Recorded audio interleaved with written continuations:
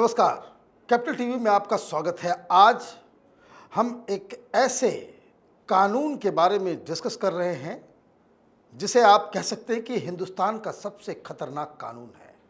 क्या आपको पता है कि रेलवे और डिफेंस के बाद हिंदुस्तान में वैसी कौन सी संस्था है जिसके पास सबसे ज़्यादा ज़मीन है? मतलब ये कि ज़मीन पे सबसे ज़्यादा कब्जा है रेलवे और डिफेंस के बाद।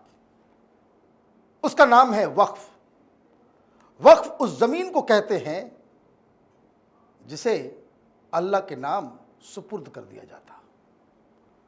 और सबसे इंटरेस्टिंग या यूँ कहें कि सबसे शर्मनाक बात एक सेकुलर देश के अंदर यह है कि उसके लिए हिंदुस्तान में एक ऐसा खतरनाक कानून है कि जिसमें 7-8 मुस्लिम लोग ये तय कर देते हैं कि जिस ज़मीन पे वो उंगली रख दें, चाहे वो मंदिर हो, चाहे वो आपका घर हो, चाहे आपका वो बगीचा हो, कोई भी ज़मीन जिसके ऊपर वो उंगली रख दे और ये कह दे कि ये वक्फ की ज़मीन है, तो आप नाक रगड़ते रह जाइएगा और उस ज़मीन को आप बचा नहीं पाइएगा।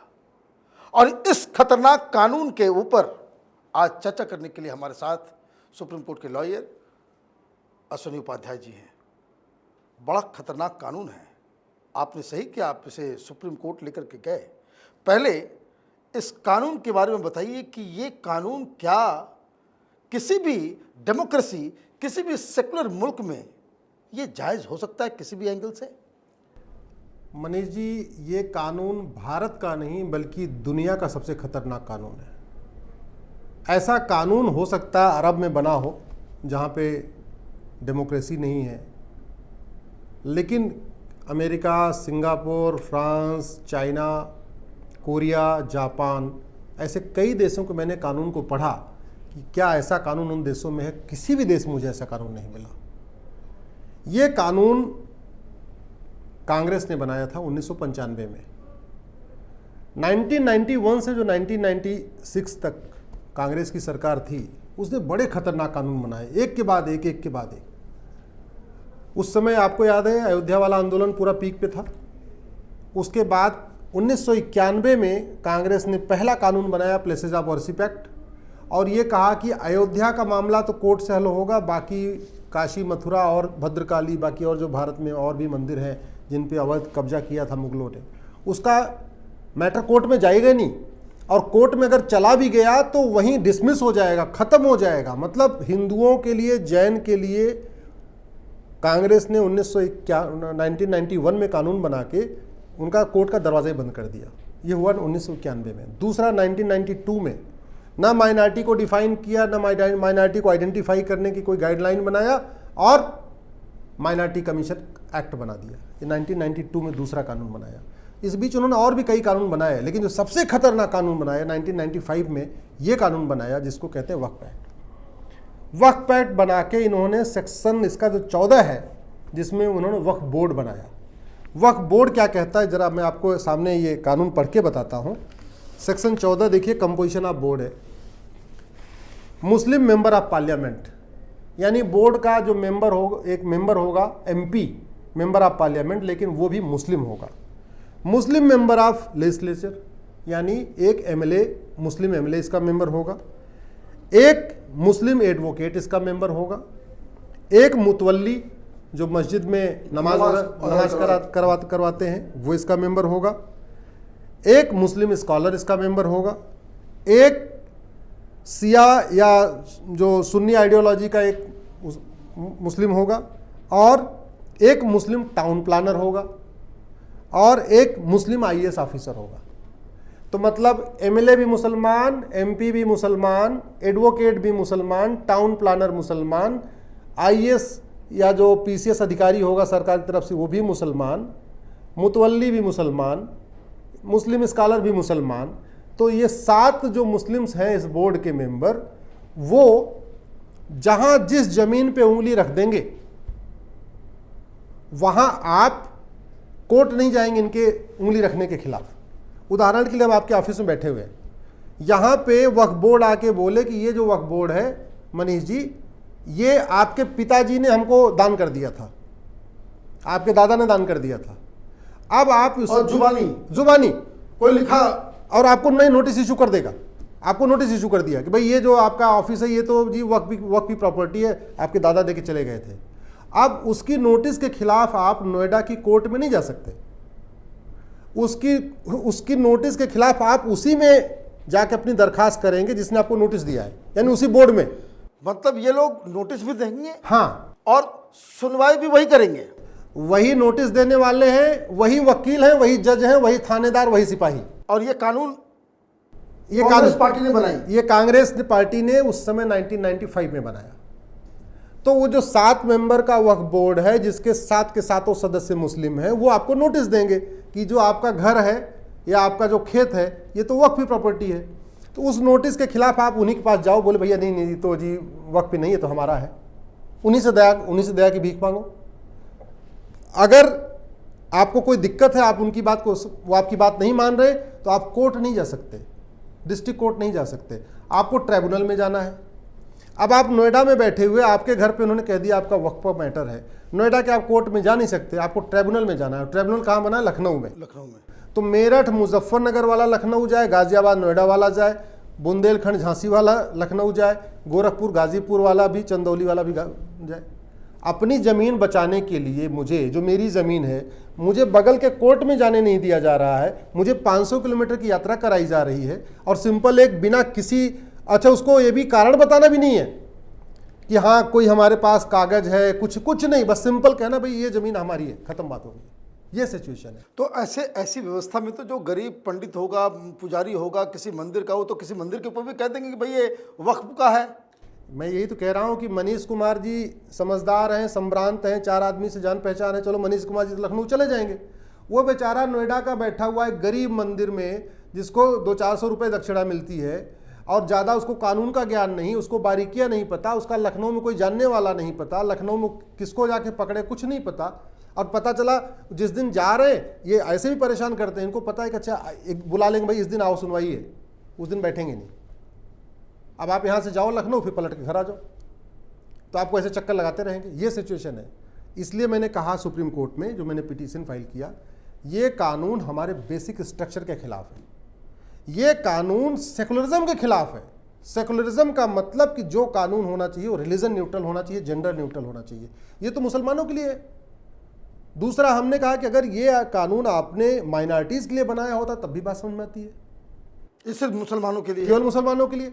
अगर आपने ये कहा होता भाई देखो हमको जो भारत में अल्पसंख्यक हैं सबके हमें धार्मिक स्थानों को बचाना है, तो आप अगर जैन, बौद्ध, सिख, यहूदी, पारसी, मुसलमान सबके लिए आपने ये व्यवस्था दिया होता तो भी समझ में आता। इस बोर्ड में सबके मेंबर होते, एक जैन होता है, एक बौद्ध होता है, एक सिख होता है, तब भी बात समझ में आती है।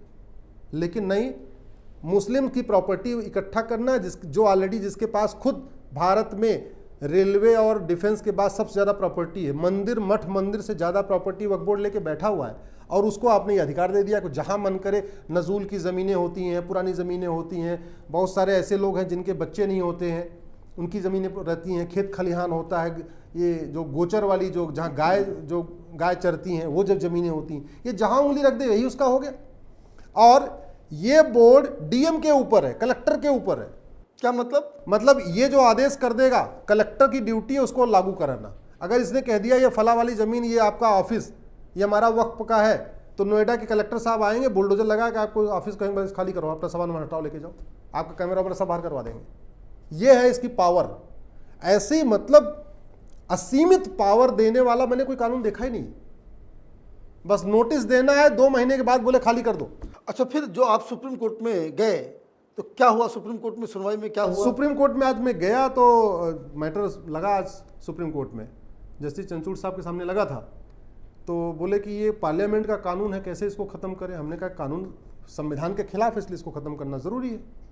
भाई भारत के किसी मज़ार, दरगाह या मस्जिद से सरकार को 1 रुपये नहीं मिलता, 1 रुपये नहीं मिलता, और करोड़ों रुपए इस बोर्ड के ऊपर खर्च हो रहा है। ये जो 7 सदस्य हैं, इनका वेतन भत्ता, गाड़ी, बंगला, इनका ऑफिस, ये तो अपने से करते होंगे ना? अपने से नहीं, सब सरकारी टैक्स, हमारे आपके टैक्स के पैसे से इनको मिल रहा है सब। क्या बात कर रहे हैं? कह तो रहा हूं, इनके मजार दरगाह और मस्जिद से 1 रुपया चढ़ावा नहीं आता। अरे भाई, तो ये सब कुछ अगर आपने मुस्लिम समुदाय के लिए बनाया है तो वो अपना मैनेज करें। बोर्ड आपने बना दिया, वो अपना मैनेज करें। नहीं, आप जरा समझिए, इस बोर्ड में एक एमपी है, उसकी सैलरी कहाँ से आती है? हमारे आपके टैक्स पैसे से। राइट। इस बोर्ड में एमएलए है, उसकी सैलरी हमारे आपके टैक्स पैसे से। इस बोर्ड में एक आईएएस ऑफिसर, उसकी सैलरी हमारे आपके टैक्स पैसे से। एक मुतवल्ली, उसको जो पैसा दिया जा रहा है वो भी हमारे आपके टैक्स पैसे से। तो इस 7 के 7 सदस्यों को जो नौकर चाकर दिया है, ड्राइवर दिया है, गाड़ी दिया है, गाड़ी भी मिली हुई है, गाड़ी, ऑफिस ड्राइवर भी, सब कुछ वो हमारे आपके टैक्स से। एयर का टिकट, ट्रेन का टिकट, जो कुछ उनको मिल रहा है बाकायदा उनको एक मंत्री वाली सुविधा मिली हुई है। ये तो सरासर अन्याय है कि आप देखिए, मैंने हिंदू मंदिरों से लाखों करोड़ों रुपए सरकार लेती है और ठेंगा थमा देती है हिंदुओं को। 4 लाख, मैंने तो अपने इस पिटीशन में लिखा हुआ है, इस शॉर्ट नोट में भी लिखा है, 4 लाख मठ मंदिरों को सरकार ने अपने कब्जे में लिया है। 4 लाख। और 2019 में 1 लाख करोड़ रुपए सरकार ने लिया था मठ मंदिरों से। 2020 में लॉकडाउन हो गया तो नहीं मिला, 2021 में भी काफ़ी लॉकडाउन रहा, 2020 का भी आंकड़ा आया नहीं है, लेकिन 2019 में सरकार ने 4 लाख मठ मंदिरों से 1 लाख करोड़ रुपए लिया। सरकार का मतलब केंद्र सरकार नहीं, सब मिला के, राज्य सरकार है, सब मिला के। तो मैंने इस पिटीशन में कहा कि जहां सरकार मठ मंदिरों से 1 लाख करोड़ ले रही है, उसके लिए कोई ऐसी व्यवस्था बनाए तो बात समझ में आती है। मुस्लिम्स के लिए वक्फ बोर्ड बनाया जहां की मस्जिद, मजार, दरगाह से 1 रुपए नहीं आता, तो ये बात समझ में नहीं आ रही है। और वैसे भी फिर अलग अलग क्यों बनाना? भाई एक आप कानून बना दो, यूनिफॉर्म इंडाउमेंट कोड, एक कानून आप बना दो कि जो सबके, हमारा जो दान होता है, भाई वक्फ और दान में अंतर क्या है? हिंदू भी फिक्स्ड और मूवेबल एसेट दान करते हैं, पैसा दान करते हैं, सोना चांदी दान करते हैं, जमीन दान करते हैं, कुछ लोग कार दान करते हैं, नहीं सब दान करते हैं। वैसे ये भी दान करते हैं। इनका दान कोई नया दान नहीं है, ये खुदा के नाम पे दान करते हैं। हिंदू भगवान के नाम पे दान करते हैं। कोई भगवान के नाम पे 1 बीघे ज़मीन दे देता है, कोई 2 बीघे ज़मीन दे देता है, कोई जो है कमरा बनवाता है, कोई पैसा देता है, सब कोई सोना चढ़ाता है, चांदी चढ़ाता है। तो सिस्टम तो वही है। तो फिर ये वक्फ के लिए अलग से कानून क्यों? हिंदुओं के लिए ऐसा कानून क्यों नहीं? जैन के लिए ऐसा कानून क्यों नहीं? बौद्ध के लिए ऐसा कानून क्यों नहीं? क्रिश्चियंस के लिए ऐसा भी कानून क्यों नहीं? पारसी के लिए ऐसा कानून क्यों? केवल मुस्लिम के लिए ऐसा कानून? और ये सरकार का काम है कि भाई मुसलमानों की जमीन क्या हो नहीं हो, उसके लिए आप कानून बनाएंगे। सबसे बड़ी तकलीफ की यही बात है कि इतना, मतलब सरकार, पार्लियामेंट हो या विधानसभा, कानून जो भी बनाए, जो मैंने अपनी पिटीशन में बार बार सुप्रीम कोर्ट से और आज मैंने बहस के दौरान भी कहा था, कानून जेंडर न्यूट्रल, रिलीजन न्यूट्रल होना चाहिए। बिल्कुल होना चाहिए। Equality before law, equal protection of law. मैंने इसमें पिटीशन में लिखा कि जब संविधान का आर्टिकल 14 कह रहा है कि इस भारत में इक्वलिटी बिफोर लॉ है, सब कानून की छतरी सबके लिए एक है। आर्टिकल 15 कह रहा है कि आप धर्म के आधार पर भेदभाव नहीं करोगे। आर्टिकल 16 कहता है सबको समान अवसर दोगे।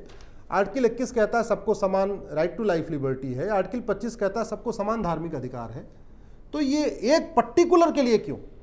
मतलब ये हुआ कि अगर हिंदू और जैन के बीच में कोई धार्मिक विवाद है किसी जमीन का, तो वो तो कोर्ट में चलेगा। आप इसको समझिए, हिंदू बौद्ध के बीच में कोई धार्मिक विवाद कोर्ट में चलेगा, हिंदू क्रिश्चियन के बीच में धार्मिक विवाद कोर्ट में चलेगा। लेकिन अगर मुस्लिम हिंदू के बीच में विवाद होगा तो इस बोर्ड में जाएगा। मुस्लिम जैन के बीच में कोई विवाद होगा तो इस बोर्ड में जाएगा। अगर एक पार्टी मुस्लिम है तो दूसरी पार्टी कोई भी हो, उसके लिए कोर्ट का दरवाजा बंद, वो सीधे सब वक्फ बोर्ड में जाएगा। सबको इधर वक्फ बोर्ड में आना पड़ेगा। सबसे पहले वक्फ बोर्ड में हाजिरी देनी है, 7 लोगों को अपना सलाम ठोकना है, जो 7 लोग इधर बैठे हैं वक्फ बोर्ड में।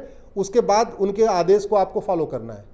और उनके पास इतनी पावर है तो वो SDM DM को आदेश दे देंगे, इनका घर खाली करा लो, इनका दुकान खाली कराओ, इनकी जमीन खाली कराओ। ये सब वक्फ बोर्ड, मतलब इस देश में मनमानी चल रही है, क्या चल रहा है समझ में नहीं आ रहा। इससे ये मुझे बताइए कि ये सरकार, मैंने आप कानून के नज़रों में अगर सब बराबर है, अगर कोई धर्म के नाम पे कोई अपार्थाइड हिंदुस्तान में नहीं है, तो ये स्पेशल प्रिविलेज देने का काम क्यों?